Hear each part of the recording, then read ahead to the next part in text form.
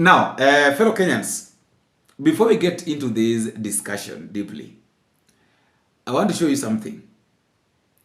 There's this photo here. I think these ones are the National Youth Service, the NYS, passing out. This one is, I think this one is parade, marching parade. You know, the display. They call it display. How did they come up with this thing of writing one term?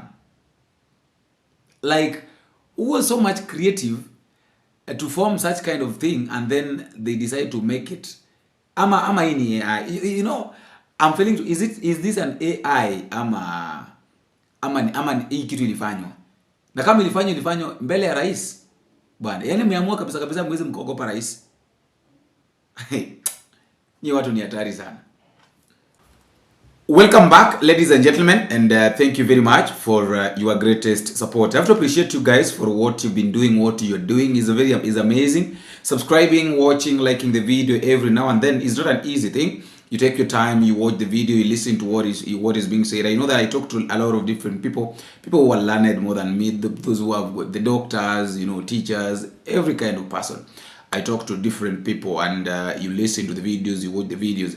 And that is why I have to appreciate you guys. I normally say that feedback is normally the key thing in any form of communication. That is why I also take my time to appreciate you for the good work that you are doing. As we get into the discussion, I've noticed something that in the past days, last week, I think towards the end of last week, it was the governor of Kericho County's days of being grilled, the Senate, whereby the MCAs decided that they have to impeach him. And it was quite unfortunate that it failed. For me to have started that time to analyze the reports and be able to make implementation. I wish to state here, Mr. Speaker, sir, that as we ponder over this matter, during this period of impeachment right from the Assembly to where we are today, the EACC and the DCIE wrote to the county government of Kericho requesting documents for the same issues that has been mentioned. As a governor, I instructed the officers responsible, the county secretary, to submit the documents to the respective investigating agencies for action. I wish to commit before you, Mr. Speaker. I know how weighty the matters are before us. Mr. Speaker, I wish to submit before you and the senators that given a chance again, I'll be able to implement the reports in totality and also be able to implement what the investigating agencies as the DCI and the EACC will recommend for us to act upon. We further commit, Mr. Speaker, sir, that where there is elements of culpabilities, not only for now, but even in the future, on the state officers, it is my commitment that as we take leadership of Kericho to a step higher and notch, that we will do whatever possible to protect the resources of our people.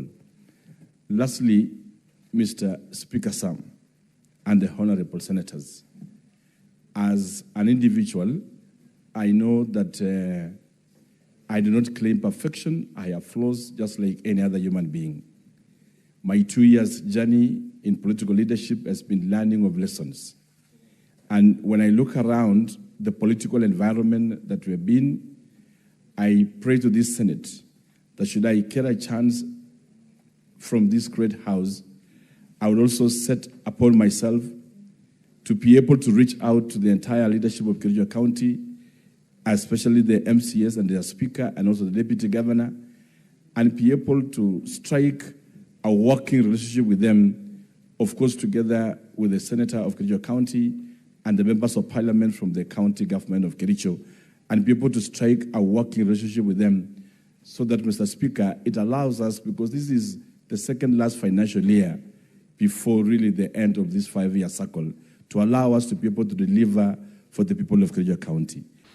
This week, yesterday we started a week in should I say that in a very high tone or very low.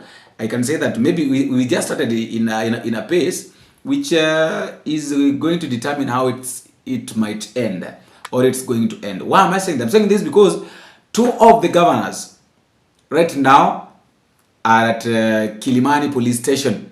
That is the former governor of Bungoma County, that is Wycliffe Wangamati, and also Bomet governor Hilary Barchok. Now, Bomet Governor Professor Hilary Barchok and former Bungoma Governor Wycliffe Wangamati are spending the night behind bars at Kilimani Police Station in Nairobi, awaiting arraignment on Tuesday. Wangamati has attributed his woes to what he terms a political witch hunt to lock him out of the Bungoma gubernatorial race. And in a dramatic twist, Barchok suffered a blow in court after Justice Bahati Mwamuye dismissed his bid for anticipatory bail to shield him from arrest. NTV's AL-SHABAAB has more. Former Bungoma Governor Wycliffe Wangamati and 10 others appeared before the Ethics and Anti-Corruption Commission on Monday after being summoned last week. They are accused of misappropriating 70 million shillings in county funds. Claims Wangamati insists are political. Siasa hii ni mambo ya 2027. Mambo ya siasa ya Bungoma County 2027, yes. The former governor's legal team, led by Peter Wanyama, accused the commission of harassment, dismissing the case as politically contrived witch hunt. A politician who wants his brother to run for governor ought to go and ask the people for votes. You don't use EACC to remove competitors. The defense also questioned why EACC had summoned a deceased person, Nicholas Wanjala Wangamati, in its case, producing a death certificate and burial program at the Integrity Center. Should we disband it that they can't do the basics to investigate a simple issue? Why would you use taxpayers' money to summon a deceased person? Really? Is that how we want to conduct investigations and prosecutions in this country? Simply because you want to target Wangamati? On Monday afternoon, Bomet Governor Professor Hilary Barchok also presented himself at the commission after failing to block his arrest in court. Justice Bahati Mwamuye has ordered the governor to serve his petition on the EACC immediately, with the commission required to respond by September 3rd. The case will be mentioned on October 7th to confirm the compliance and set further directions. Barchok faces conflict of interest charges in a 2.8 million shilling tender alongside contractor Evans Kipkoech. He was later escorted to Kilimani police station. Wangamati and Barchok now join a growing list of senior leaders under investigation by the anti-graft agency. Last week, the commission announced it had obtained the Director of Public Prosecution sanction to charge the two governors, vowing to escalate its pursuit of other high-ranking leaders. Wycliffe Wangamati, that is the former governor of Bungoma County, was arrested by the EACC and was escorted to Kilimani police station to spend the night in custody. Reason? Charges against him include embezzling over 70 million through improper tendering during his tenure. That is Wangamati. Now, Hilary Barchok, that is the Bomet governor, the sitting Bomet governor, is to appear before the EACC investigators on the same day and was transferred to Kilimani police station to spend the night in custody. Reason being, he faces allegations including conflict of interest, money laundering, unlawful acquisition of public properties, and acquisition of proceeds of crime linked to dealing with the Chemasus Construction Limited, among others. His attempt to halt the arrest and prosecution through the High Court was answered. It's like it was Barchok was trying to prevent himself from being arrested, but it has failed. There is also this thing that I would like to talk about. But then, talking about the governors, we also had the members of the county assembly, MCAs of Nairobi County, also insisting that Sakaja must go. We have decided to be Sakaja. We have decided to be Sakaja. No turning back, no turning back. We have decided to be Sakaja. We have decided to be Sakaja. We have decided to be Sakaja. No turning back.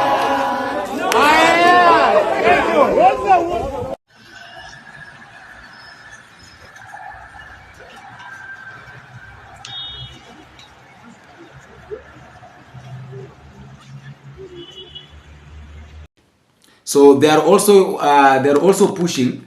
They're also pushing on how Sakaja is going. In fact, they've collected over 90 signatures, because remember, it only takes the signatures that are needed are only 82 only signatures that are needed, but our washa collect already 90. Yani yao imepita. So in short, they are saying that like Sakaja lazima aende. But my question has been this: since the way I watched the impeachment session of Governor of Kericho, do you really think it's going to be easy for all these governors to be impeached? Because it's governors' time to be impeached. We started with Gachagua, then tukaenda hivyo hivyo, watu wakakuwa impeached. We have got Wangamati hayuko kwa ofisi, lakini amechukuliwa, ameletwa.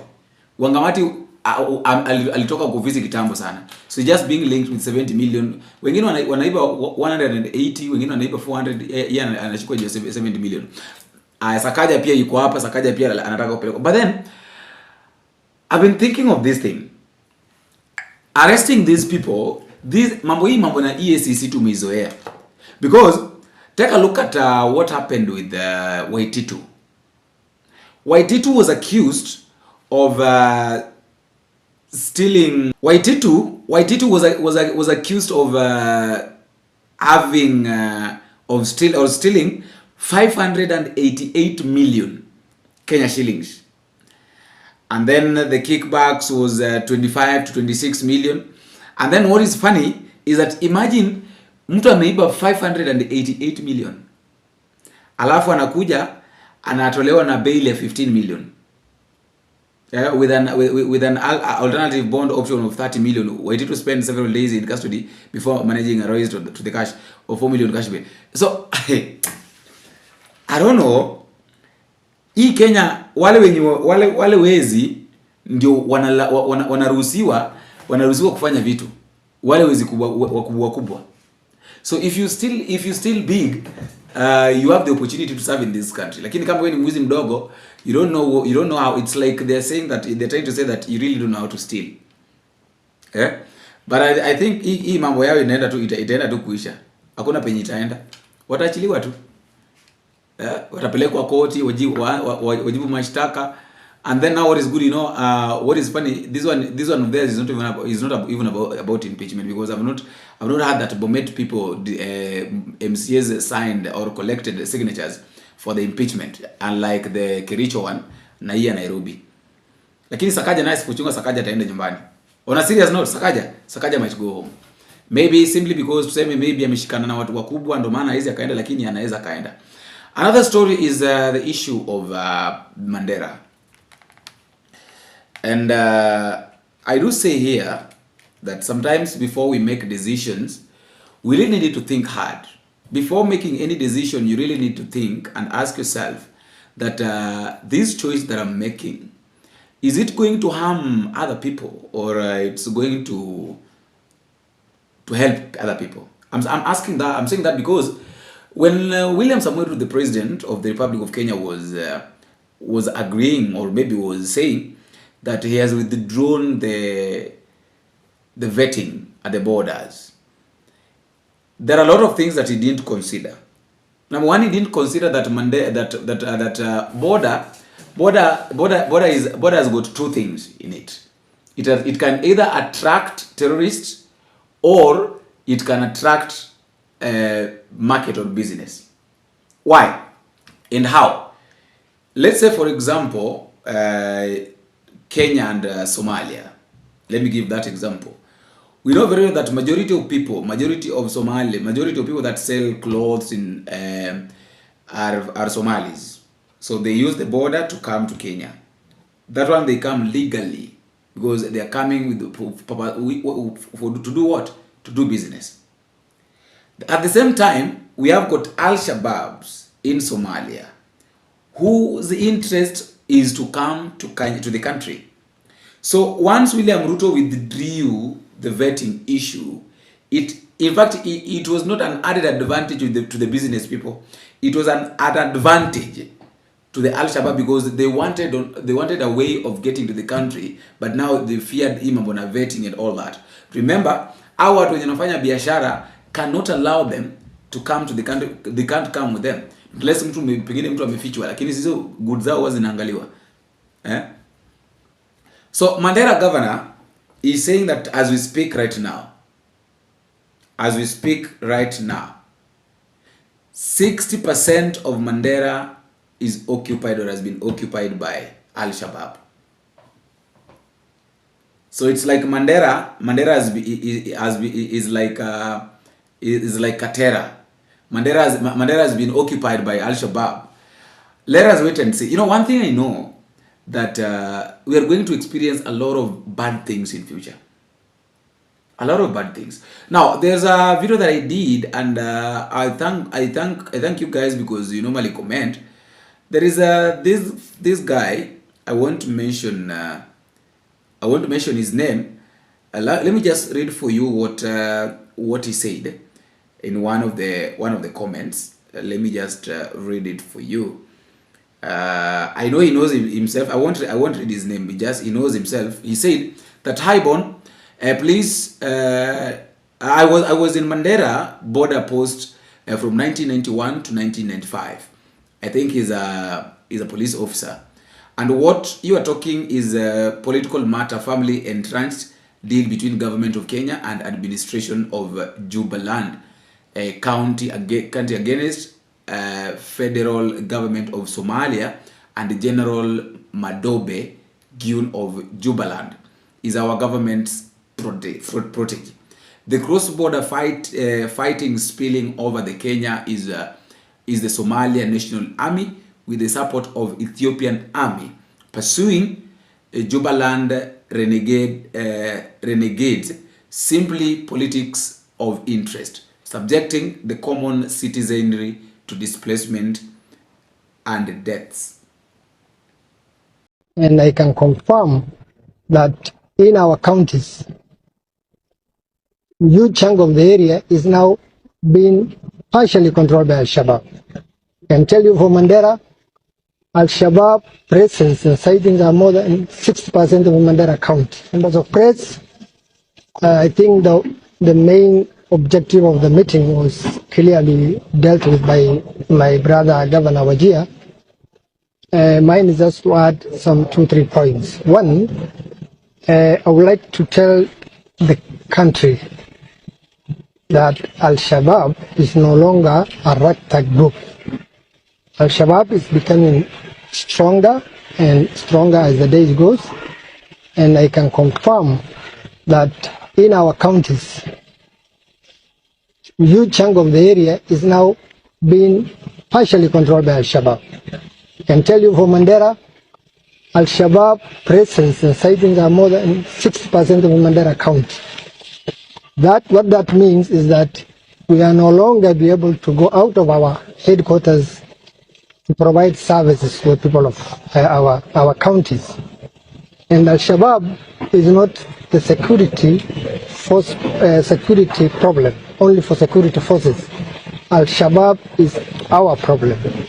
And I want to confirm that the people of these 4 counties are willing and ready to support the government to fight Al-Shabaab if proper structure is put in place so that the locals are involved in fighting Al-Shabaab.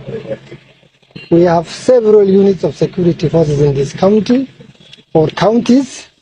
The major challenges have been there is no proper coordination of what we do. The public are ready and the Mahuslays are ready. The only thing that we require is support from our national government. As county government, we are ready and we are already doing the support, including even sport. You know, once something is driven for political interest, I tell you for fact that the people that really wants to gain don't care. They don't care. If at all this thing is a political thing, as it's being said, and I saw a lot of people were saying that this thing is political. If at all maybe it's political, these guys wants to withdraw our attention from what is happening in this country, and then wanatuletea stories mingi hapa, mara Mandera imekuwa occupied, mara nini, then it can be a very bad thing. You know, once they're using this as a political, it's political for their own political interest, they're failing to understand that they're putting the lives of innocent Kenyans at a risk. Because wakati ambapo Al-Shabaab watakuwa wamekuja Kenya, ukianza kuua watu gani watauawa? Wataua citizens. What about those who are living within Mandera County? Unasikia kwa sasa they are being displaced. Mnaenda kama wakimbizi, mnaenda county nyingine kama wakimbizi, ilhali mna makwenu. Why? Simply because already kwenu kushanyakuliwa, which is so bad. The government it's high time the government realizes that everything that they are doing, whatever they are doing, they're putting Kenyans' life at a risk. I know they don't care. We know they don't care. In fact, that is a fact that the government doesn't care about what other people are feeling, or they don't care about other people's they only care about their interest. What are we going to gain as a government? How are we going to gain? But then they don't look at things in a way, in a manner that suggests that they care about Kenyans, in a manner that suggests that they care about citizens. We as citizens, we are the ones that are suffering. What about those young people? What about schools? What about those who are supposed to go to school? They don't care. Why? Because they know that at the end of the day, hao wenyewe watakuja kubenefit, which is so wrong. It is high time this government styles up and realize that whatever they are doing wananchi Kenya, chochote ambacho wanafanyia wananchi ni kitu kibaya na haipaswi kufanywa. Kabisa haina maana, by the way. Keeping on blaming people. So after blaming people, what are you going to gain? Okay, you blamed people. Let's say that you umekuwa mkilaumu Rigathi Gachagua. So there is nothing there's nothing you can do. There is nothing you can do apart from blaming. There's no politics you can do apart from blaming Rigathi Gachagua. Yani nyinyi yote mshajua that you are our, and there is something that imeni interest sana, by the way. I'm really failing to I don't know. Let me know what to think at the comment section, by the way, concerning this issue.